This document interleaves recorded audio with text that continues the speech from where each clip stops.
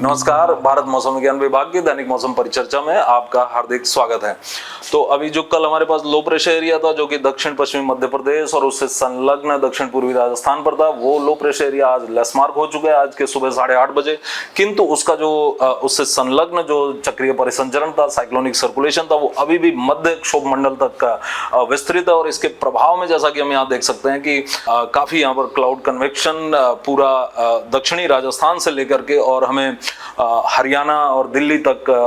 यहाँ तक कि पश्चिमोत्तर उत्तर प्रदेश तक हमें फैला हुआ क्लाउड कन्वेक्शन दिखाई दे रहा है। और दिल्ली पर इस समय बारिश भी हो रही है और दिल्ली के आसपास गुड़गांव में भी मॉडरेट टू हैवी रेनफॉल, मध्यम से भारी वर्षा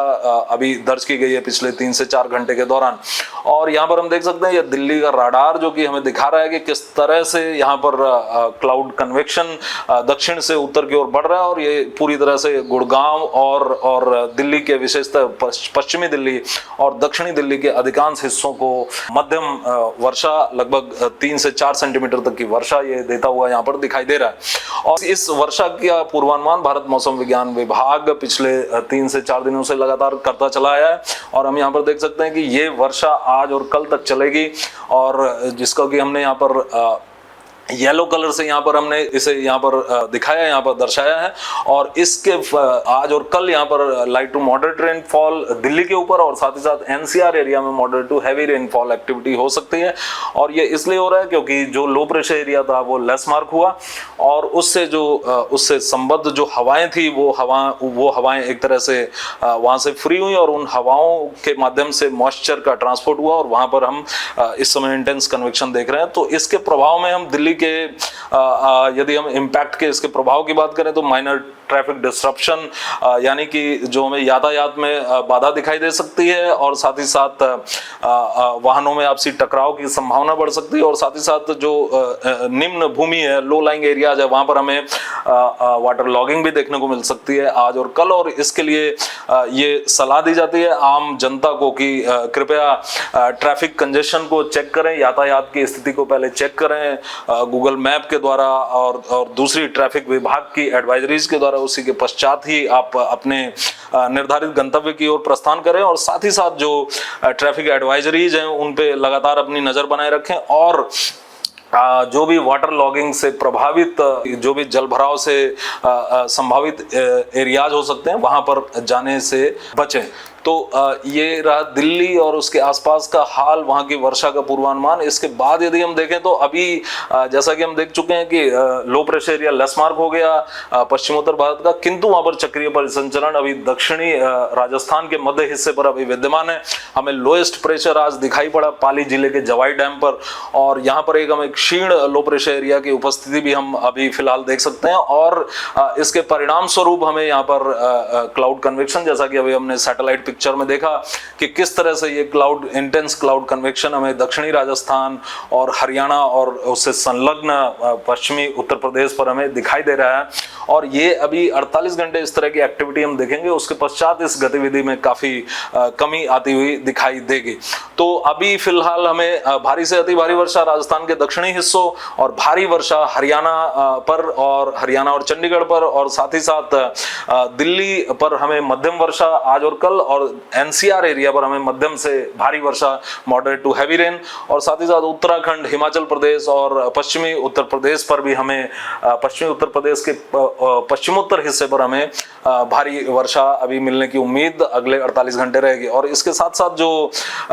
गुजरात का जो क्षेत्र है, यहाँ पर अभी हम देखेंगे किस तरह से यहाँ पर डिस्ट्रिक्ट वाइज वार्निंग यहाँ पर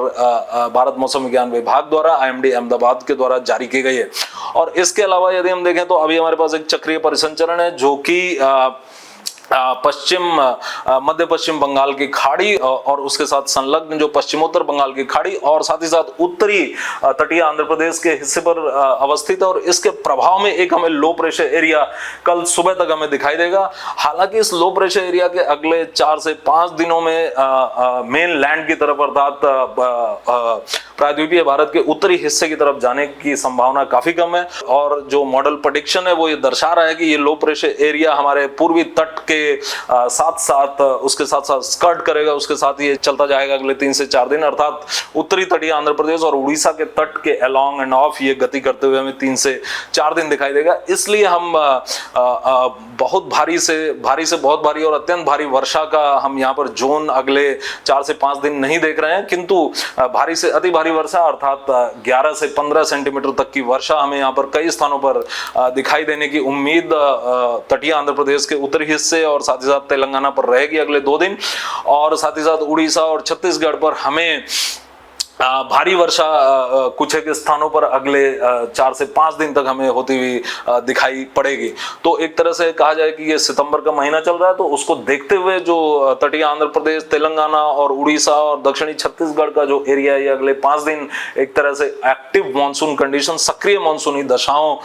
का सामना करता रहेगा। और इसके पहले भी जैसा कि हमने देखा कि तटीय आंध्र प्रदेश और तेलंगाना पर अभी जो एक जो डिप्रेशन बना था उसने भी यहाँ पर अच्छी रेनफॉल यहां पर दी थी। तो वो रेनफॉल एक्टिविटी मात्र 1 या 2 दिनों के बाद में फिर से यहां पर हमें शुरू होती हुई दिखाई दे रही है। तो इसलिए ये काफी संवेदनशील क्षेत्र हमें बनता हुआ तटीय आंध्र प्रदेश, तेलंगाना, दक्षिणी छत्तीसगढ़ और उड़ीसा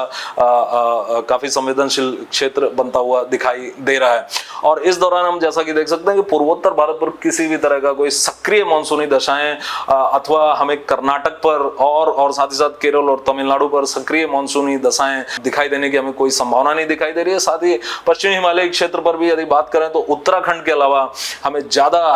भारी वर्षा का कोई जोन ऐसा नहीं दिखाई दे रहा। केवल छिटपुट स्थानों पर भारी वर्षा के ही आते रहने की उम्मीद हमें अगले 4 से 5 दिन रहेगी। और राजस्थान पर भी आज के बाद जैसा कि हम देख सकते हैं कि भारी वर्षा के ऊपर हमें जाते हुए कोई जोन नहीं दिखाई दे रहा, किंतु जैसा कि अभी हमने देखा कि सितंबर के महीने में भारी वर्षा अर्थात 11 से 12 सेंटीमीटर तक की वर्षा का भी जो प्रभाव है, उसको जो इम्पैक्ट है वो काफी ज्यादा हो जाता है। तो इस दौरान हमें राजस्थान, विशेषतः पूर्वी राजस्थान पर काफी अगले 4 से 5 दिन यहाँ पर सतर्कता बरतने की जरूरत दिखाई पड़ रही है। तो अब यदि हम गुजरात पर देखें तो गुजरात के बनासकांठा, पाटन जिलों पर आज हमें भारी से अति भारी वर्षा और साथ ही साथ कच्छ, मोरबी, साबरकांठा, महेसाणा और इसके अलावा जो हमारा दाहोद जिले हैं यहाँ पर हमें भारी वर्षा और साथ ही साथ दक्षिणी गुजरात के क्षेत्र जो कि तटीय जिले हैं, वलसाड, नवसारी, सूरत और नर्मदा और भरूच जिलों पर, यहाँ पर भी हमें भारी वर्षा की उम्मीद और साथ ही साथ हल्की से मध्यम वर्षा गुजरात के लगभग सभी स्थानों पर अगले 3 दिन होती रहने की उम्मीद रहेगी। किंतु भारी वर्षा की तीव्रता कल से कम हो जाएगी, क्योंकि ये जो चक्रीय परिसंचरण है ये थोड़ा और कमजोर होते हुए ऊपर की तरफ बढ़ेगा और ये लगभग पूर्वोत्तर राजस्थान पर चला जाएगा। और उसके बाद हम जैसा कि कल देख सकते हैं कि केवल हमें येलो कलर यहां पर दिखाई दे रहा है। उत्तरी गुजरात के जिलों पर हमें केवल